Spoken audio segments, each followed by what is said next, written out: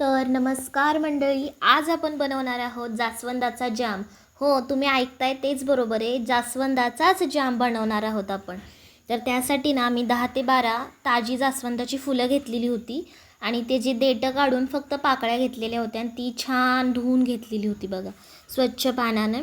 त्याला काही कीटक वगैरे असतील तर ते जावे यासाठी. आणि त्याच्या जो वरती तुरा असतो ना, तो फक्त आपण काढून घ्यायचा आहे बाजूला. हा बघा, हा तुरा. त्याच्यानंतर कढई ठेवायची. मी हे चुलीवरती केलेलं, कारण गॅस खूप जाईल ना ह्यासाठी, ते उकळवावं लागतं जास्त करून. तर चुलीवरती ठेवून मी थोडंसं पाणी, बरं का, म्हणजे आपला जो छोटा पेला असतो ना, तेवढं पाणी ठेवलेलं होतं मी. आणि त्यात 10 ते 12 जास्वंदाच्या फुलांच्या पाकळ्या टाकलेल्या होत्या आणि ते ना छान असं हलवून घेतलं. म्हणजे आता हे बघा, व्हिडिओत दाखवल्याप्रमाणे असं टाकलं आहे मी त्याच्यामध्ये आणि ते आता छान असं हलवून घ्यायचं आहे, जेणेकरून काय होतं, त्याचा अर्क लगेच निघायला सुरुवात होतं. आपलं पाणी जेव्हा उकळेल ना, तेव्हाच ती पाकळ्या टाकायच्या. मी पाणी उकळल्यानंतरच पाकळ्या टाकल्या होत्या. बघा, आता त्या फुलांचा सगळा रंग ना त्या पाण्यामध्ये उतरलेला आहे आणि रंग पण खूप छान आलेला आहे.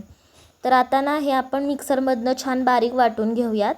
तर मी ते जास्वंदाच्या फुलांचं जे पाणी होतं ना, ते सगळं गाळून घेतलेलं आहे आणि ते वेगळं कढईत पुन्हा उकळायला ठेवलं. त्यात ना अर्धी वाटी साखर घातली. आपण जेवढं पाणी घातलं ना, त्याच्या अर्धी वाटी साखर घातलेली होती मी आणि ते छान हलवून घेतलेलं. आणि मग त्यात थोडासा आहे की नाही, लिंबाचा रस घालायचा आहे. बघा, मी चमच्यात ना थोडासा लिंबाचा रस घातलेला.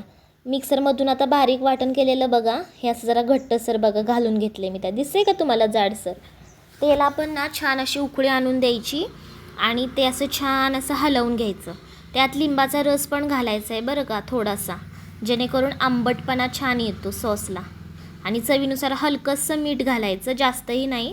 आणि बघा किती छान ते आटत आटत आता घट्ट होत चालले. तार आता येते त्याला बाजूने बघा, सगळं लागत लागत चाललं आहे. ते आता छान बघा असं हलवून घ्यायचं. बघा, घट्ट व्हायला लागलं ना, तुम्हाला जाणवलं की बाबा आता घट्ट होतं आहे हा माझं मिश्रण, की ते ना गार करायला ठेवायचं, जास्त उशीर उकळत ठेवायचं नाही.